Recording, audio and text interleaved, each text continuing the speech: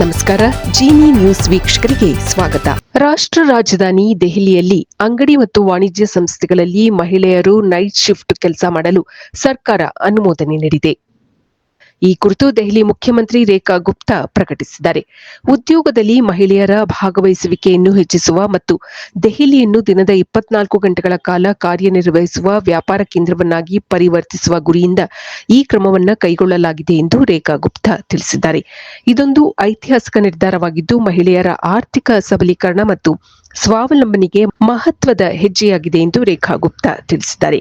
Delhi lieutenant governor ಅನುಮತಿ ನೀಡಿದ ನಂತರ ಮಹಿಳೆಯರು ದಿನದ 24 ಗಂಟೆಯೂ ಉದ್ಯೋಗದಲ್ಲಿ ತೊಡಗಿಸಿಕೊಳ್ಳುವ ನೀತಿ ಜಾರಿಯಾಗಲಿದೆ ಎಂದರು. ಮಹಿಳೆಯರಿಗೆ ಉದ್ಯೋಗ ನೀಡುವವರು ಮಹಿಳೆಯರ ಸುರಕ್ಷತೆ ಹಾಗೂ ಹಿತವನ್ನು ಕಾಪಾಡಲು ಗಮನ ಕೊಡಬೇಕು. ಮಹಿಳಾ ಭದ್ರತಾ ಸಿಬ್ಬಂದಿಯ ನಿಯೋಜನೆಯಾಗಬೇಕು. ಸಿಸಿಟಿವಿ ಅಳವಡಿಸಿರಬೇಕು. ಸಾರಿಗೆ ವ್ಯವಸ್ಥೆ ಸೇರಿದಂತೆ ಹಲವಾರು ಗೈಡ್ಲೈನ್ಸ್ಗಳನ್ನು ದೆಹಲಿ ಸರ್ಕಾರ ನೀಡಿದೆ. ಚೆನ್ನೈನ ಸುದರ್ಶನ ಎಂಟರ್ಪ್ರೈಸಸ್ ಎಂಬ ಕಂಪನಿ ತಿಮ್ಮಪ್ಪನಿಗೆ ಭಾರೀ ಉಡುಗೊರೆಯನ್ನು ನೀಡಿದೆ.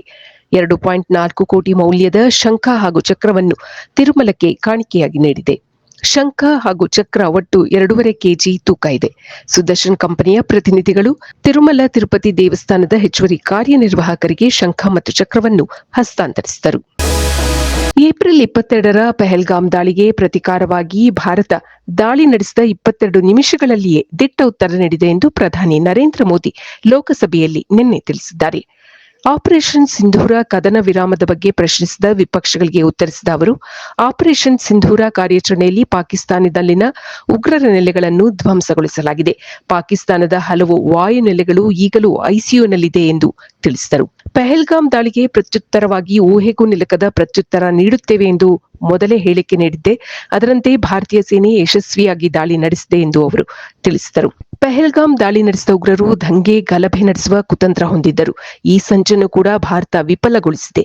ಅಲ್ಲದೆ ಪಹಲ್ಗಾಮ್ ದಾಳಿ ನಡೆಸಿದ ಉಗ್ರರನ್ನು ಕೂಡ ಭಾರತೀಯ ಸೇನೆ ಹೊಡೆದುರುಳಿಸಿದೆ ಎಂದು ಅವರು ಮಾಹಿತಿ ನೀಡಿದರು.